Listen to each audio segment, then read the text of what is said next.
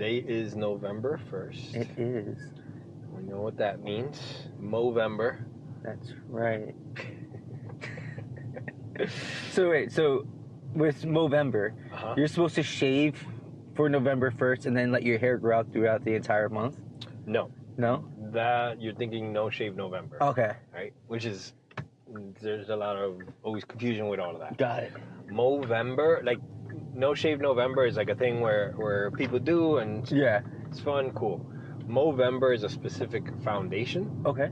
That's been established, and basically they raise funds for men's health in research, in creating spaces and environments for men to develop and connect and all that stuff, right? Awesome. So the foundation itself is called Movember, and the whole reason it's called Movember is because Mustache November. So the idea behind it is you shave on the first of the month, and for the rest of the month you shave everything except for the mustache. You grow the mustache, you style the mustache however you want.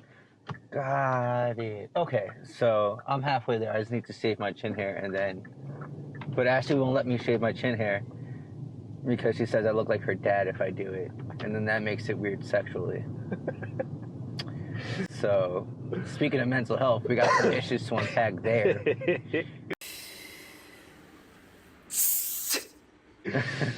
So the whole thing with the purpose of like the mustache or whatever is like, what is that going to do? Yeah.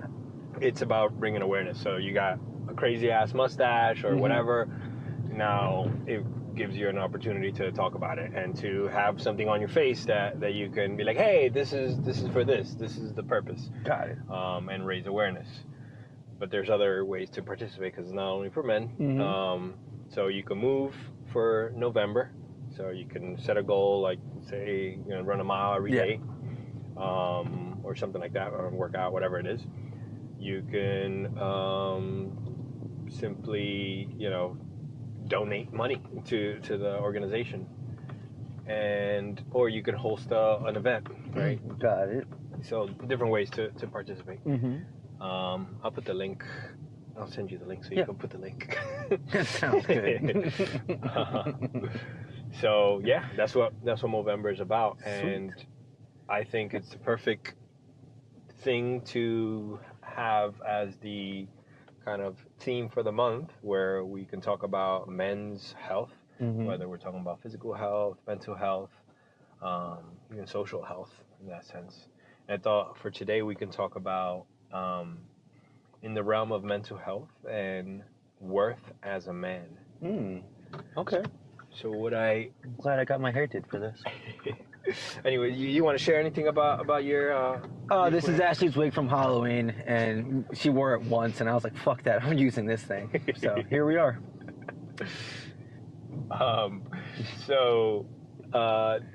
With men's mental health and men's self-worth, one of the key aspects that I've noticed this theme coming out often with a lot of my friends, a lot of other individuals, and I'm also going into the space now of, I've been coaching my whole life, but I'm going into the space of specifically working with men and helping men through their emotional and physical challenges to become, the most powerful versions of themselves. Nice. So it's just taking everything I've always done, always learned, and just laser focusing it on men. So with that, later, bitches.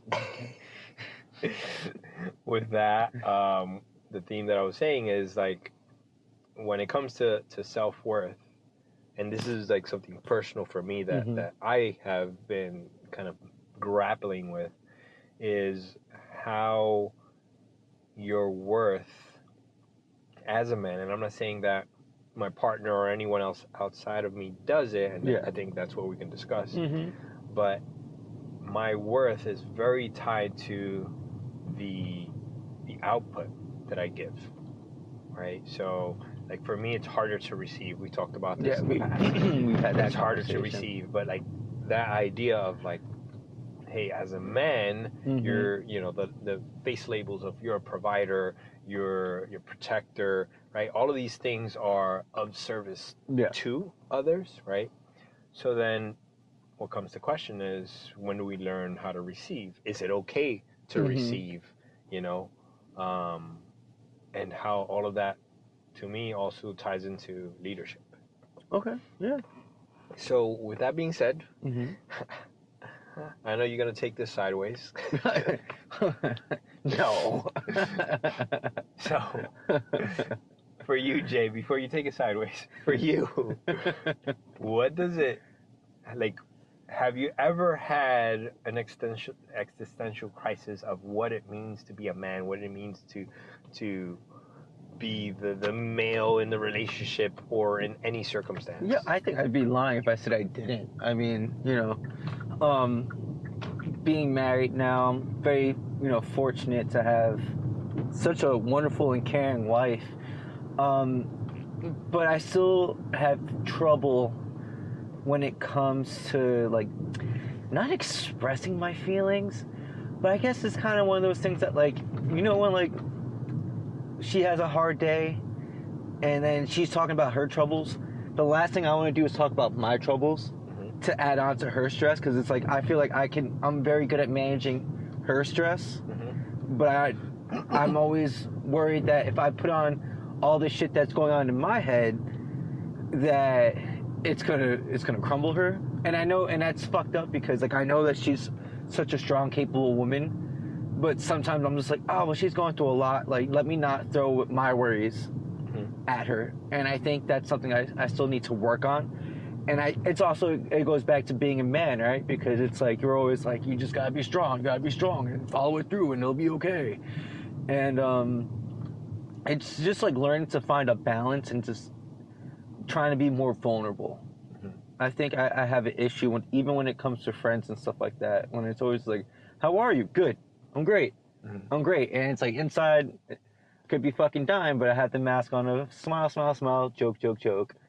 And go from there. So tell me more about when it's okay for her to express to you her challenges.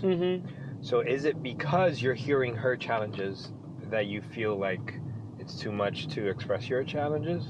I don't think so much of it is that, as much as I think it just comes from like the conditioning of how my parents kind of raised me, where it's just like, stop your bitching, do what you have to do, suck it up and get it done, you'll be okay. It's always going to be okay, kind of thing.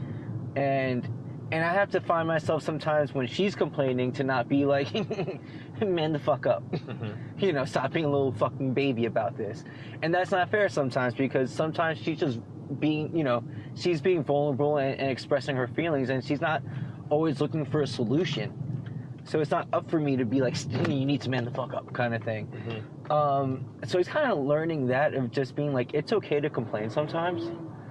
And I think I have a hard time dealing with complainers sometimes.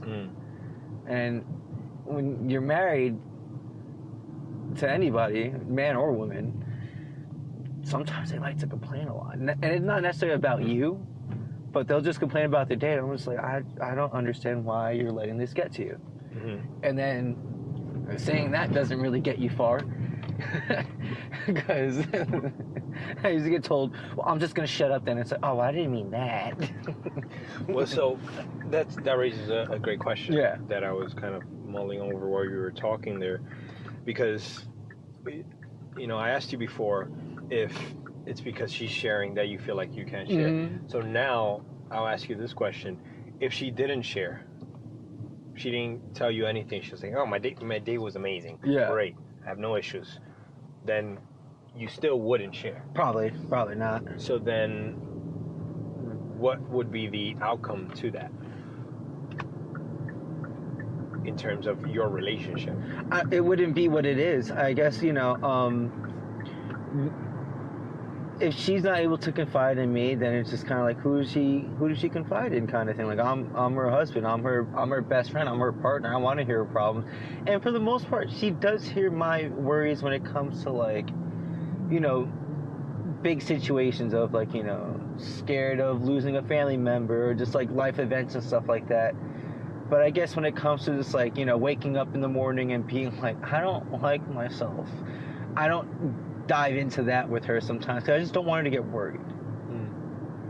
And it doesn't happen as often as it used to when I was like younger or when I was single. But it still pops up every now and then, and then it's just kind of like trying to navigate how to approach situations without being fucking miserable throughout the entire day, and not letting my mood affect her when it comes to her talking about her feelings, because I can be pretty pessimistic sometimes, deep down. So thank you for sharing all of that, because number one is like those are the things that we keep right close to our chest, and we don't want anyone to kind of feel like we're a burden on them, right? And they have to kind of deal with us. But there was something that you said there, because you almost got very low key upset to the idea that she wouldn't feel comfortable to share with you, right? So then the mirror image of that, right? Yeah, it's very one-sided, right? Because I think it goes down to like when dudes are like, I should be able to do what I want, but she shouldn't be able to do what she wants, kind of thing. So it's very one-sided in that aspect, where it's like, no, but this is what you do. You talk about your feelings. You're the one who talks about their feelings, and I listen. That's my job. I listen. And so if she doesn't do that, then it's like, well, what's up? What's going on, girl? Kind of thing. Then I guess I get even more worried, because I'm like, why aren't you bitching about your day? So circling back to your value in the relationship, if you weren't there to be the sounding board for her, then that would affect how you see your worth in the relationship. Yeah. That's pretty accurate. That's interesting. And to be honest, is something where, I know we've talked about this often, where like for me, I've always been the provider, and I've always been the listening ear. So to me, that's tied to not only my intimate relationship, but all of my relationships. I'm always that person that everyone comes talk to. So I feel that when someone doesn't feel like comfortable enough to talk to me, that's like, what the fuck? Like, that's my worth. What I'm good at. So I definitely understand that from that side, I also think that there's an element there where, it steps into the space of the strong man, right? That it's like, yeah, come baby, I'll listen to your worries, and I'll defend you from the world, and so on and so forth. So like you talked about before about the vulnerability, right? If we're going to sit there and complain about our day, does that mean that we need to be, brought into the bosom and and soothed in that way, and that feels very emasculating. But you know what though? It's kind of like when it's like time to be little spoon. It's nice. It is nice. It's nice knowing. I think it's just knowing that she has my back, and that I can talk to her about anything, and that that she potentially wouldn't judge me for it, et cetera, is kind of all I need. Of course, if there's like a super pressing issue or something like that, of course I bring it up, because not only is romantically are we intertwined, but she's my life partner. If there's anybody who's gonna have to know what's going on, it's her. Because we're in this together. But it's just one of those things. I think with her, I've learned more how to navigate it, and how to be more open. With her, I can cry easily in front of her. And that was kind of hard for me in other relationships, especially when you're younger. I guess, because like you always hear stories and stuff like that when girls like he cried in front of me, and I was like, ew. Like, oh, why is he so emotional, kind of thing. And with her, it's like if she knows I'm having a rough day, because I'll just like put my head on her chest and then like I'll start crying, and then she's like, oh, okay. Or she knows I'm having a rough day if I'm in the shower and I play certain songs, and it's like, oh, he's having a rough one. Then she'll just knock on the door like, are you okay? And I'm like, yeah, okay. I just need to let it out. Hey guys, if you're enjoying this podcast, please subscribe, like below, comment, let us know your thoughts, and continue to enjoy. Hey guys, sorry to interrupt the podcast, but want to give you a quick announcement. Be on the lookout for something exciting that's coming out in the next couple months. Rancis, myself, and some other people, we're not going to say who, are coming back, and we're coming back with a lot of energy and a lot of great stuff. It's going to be super exciting. So if you're interested in being a part of it, just drop a comment or hit us up, DM us on Instagram, Mindset Mechanic, or Rancis VidaProject. Yep. Let us know, and we'll make you. We'll write your name on the list, and we'll get you going. All right. It's going to be super exciting. I'm telling you, I don't want to announce it because it's too good. But yeah. All right. Now let's get back to the show. So let me ask you, in terms of your need, right? So you talked about her giving you the space where you feel comfortable enough to just put your head on her chest and express your emotions however they're coming out. But also, like, when you need your own space in the shower, like, she's there, she's caring enough to be aware of that you're going through something. Yeah. Now, is that always the case of what you need in those situations? Like, and what I mean by that is, do you always need to have that emotional reaction? Or do you ever, like, for example, you go to the boxing gym, do you ever, like, in those moments, like, no, I don't want to fucking sit down and cry, I want to go punch somebody in the face? Oh, like, yeah, all the time, every morning. That's my therapy. Okay. So what differentiates, and this is a cry on her chest session, or let me go out and punch people? I think it just comes down to, like, how do I want to process whatever I'm going through, right? Because there's certain times I'm like, you know what? Punching something is going to help me process this a little bit better than confiding in my wife and being emotional about it. There's certain times, for example, okay, let's put it like this. If I'm stressed out from work and stuff like that, or just, stuff like that in life, I just feel like things aren't really going my way, the gym. That's where I enjoy, putting my emotions there.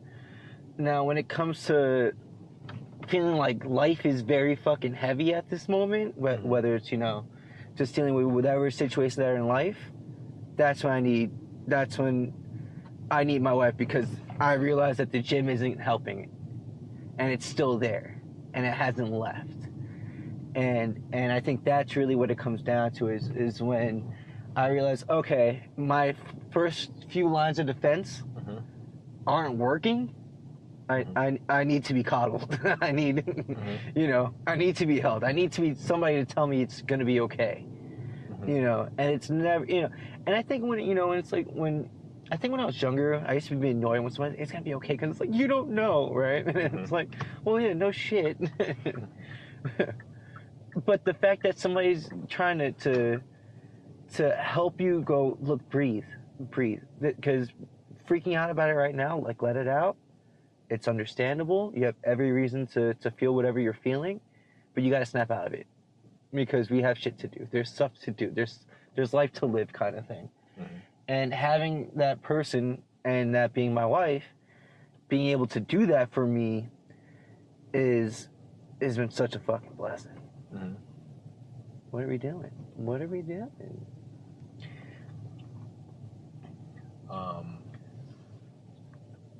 So with those two avenues, I heard something there where I was curious to know if you were going to go like, oh, it depends on the type of emotion or something like that. But you didn't.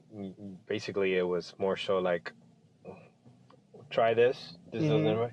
Then this is the treatment. So with that being said, what I heard there was that when you're feeling a certain type of way, you first check, and sometimes is enough to see from in the boxing format, and I'm going to interpret this as a capable man, right? Where you feel that you can have impact. Yeah. You can do something physically, right? Whether it's punch someone in the face, whether it's just train your body to exhaustion, whatever it is, that allows you to feel empowered. And you're like, I got this, right? And so that empowers you. Yeah. And sometimes that doesn't quite do it. So it's like, oh, okay, there's something I need to work through here. And that's when you go the other. Okay, so that's accurate, you say? Yeah. So to me that kind of emphasizes the fact that for men is not always the whole emotional thing, right? So I feel like, especially in the mental health space, you know, with my female clients, there's a lot of cognitive understanding and belief based and things like that. And obviously for men too. Yeah. But there's always almost a simpler foundation for men, which is we first have to establish the physical capacity. And this is something that I've seen for myself, where it's like the past 2 years have been pretty rough for me, from mental health aspect, from the accident. I'm trying to kind of recover myself in that sense. And then from physical, have a ton of injuries, and I'm unable to kind of get into the groove of everything. And I recently went on a men's retreat. We went out to Utah, and we did rappelling off of canyons, and we did hiking through this like supposedly the most dangerous trail in America. Cool. And one of the things, like, this shifted my state, not my mood, my state of being to such a high degree due to the element of being in nature, right? When you see the vastness, the giantness of it all, and yourself so small, gives you perspective, right? And then the other aspect which was huge, was my physical capacity, right? I was nervous going to this trip because I haven't been training. I'm not as physically capable as I've been in the past. So I was nervous that, like, hey, you know, I'm gonna be the most out of shape dude here. But in fact, I was a Billy Goat. I can live there. I was gonna be like, dude. And you know, mobility again takes the W because I'm able to move my hips and climb over things, and so comfortable in that. So like, it shifted my state, and it was like, oh, a lot of the like emotional things that I've been kind of stuck on just like cleared up, right? And there's like a whole new level, new path for myself was established after that. Question. Now, was it because you felt like these limitations that you had in your mind and stuff like that, like that self-doubt, that you were able to prove it to yourself? Possibly. There's an element of proving it to myself. I'm just reconfirming you're a bad motherfucker. Was that? Well, it was because the part that I'm resistant there is like reconfirming. It's like it wasn't being reconfirmed because I didn't believe it. Like, got it. You know, like in the past, I knew that in the past, no problem. But now it was like it wasn't like, no, I think I'll be okay. It was like, nah, I'm not in physical shape. My shoulders hurt. Yeah. How am I gonna fucking be moving? And I'm be like, hey guys, I need help lifting my arm up. Like, So like, it was complete doubt. Got it. So then being able to be in that environment and, express myself physically in that way, right away, like, boosted my state. I can imagine how awesome that must have felt coming back on that trip. Yeah. Right. And then the other element on that trip was also the cognitive, my sense of purpose, right? Yeah. So like, Moses and I led the men through an experience, right? We did some breath work, and that felt, empowering too, because that's my home base. And having exercise, I was rusty as hell. Both Moses and I, normally we finish each other's sentences, and we were just so rusty, but it was still great. Like, oh my God, this is like the skill set, So all of those things really kind of elevated my state, which then allowed, because like my wife has been there for me. She's been very helpful. She's been, from that emotional standpoint, very, very open, and there's no safer space. Yeah. But to shift state, like, I needed this trip, right? So I come back and like, she's like, oh, what's up with you? It's something different, So definitely, like, myself feeling capable definitely tied to myself feeling impactful, which is like, now my worth is reestablished, and okay, I can defend my family. I can, all this stuff, like, so for me, there's like those two elements that I believe is true for men. It's like, it's not only, the soft, gooey stuff, the feelings and stuff. There's also this physical element. This primal element. Yes. So there was something that you said before, when your wife comes to talk to you and you like try to find that space of, am I telling her, buck up, man up, let's go, or am I just listening? Yeah. And I wanted to just share something from coaching, that because in coaching, obviously there's a lot of listening that happens, right? But the big difference from coaching and therapy is that coaching is very action-based, right? And the way to determine when it's time for action is how much have you processed of this? Yeah. And there's an element that's necessary to, and it's not venting, it's perspective, right? It's looking at things from a different things. And most of the time, that happens when we just talk. We just talk out loud, right? We're able to shift perspective. But there is a line when we're no longer talking to gain perspective, but in fact, we're reenacting. So we're just going through the cycle. We say the same thing. We say the same thing. We say the same thing. And we're just stuck in a loop, okay? When that happens, that's when you're no longer working through it. Yeah. You're just reminiscing it and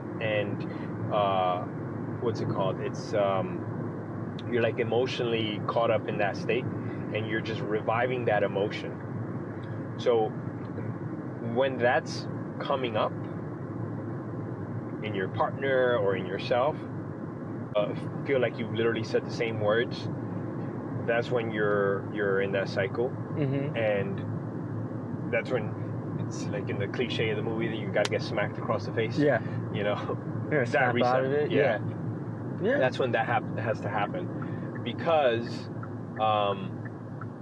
you're no longer gaining anything from that. You're just looking to revive that. Yeah, you're emotion. just rehashing it, and then So there's a great kind of way to explore, especially with your partner, because in coaching there's a lot of elements that are built in skill sets. But in a relationship with your partner, one great way to do is, instead of asking, I know you've heard the do you want me to listen to you, or do you want me to help you solve the problem, right? that's okay. Yeah. But a way to increase that for yourself, because listening also is just like, all right, shut up and listen, shut up and listen. That's all you're telling yourself. So framing it to yourself and to your partner of, do you want me to understand you, or do you want me to help you solve? Yeah. So understand you, now that gives you something to do. Oh, I'm trying to understand, you know? And also it puts your partner into alignment of like, oh, you're trying to understand me now. So when you ask questions, it's like, oh, because you're trying to understand me. Yeah. As opposed to ask questions like, you're not paying attention, like, you know, the combative format.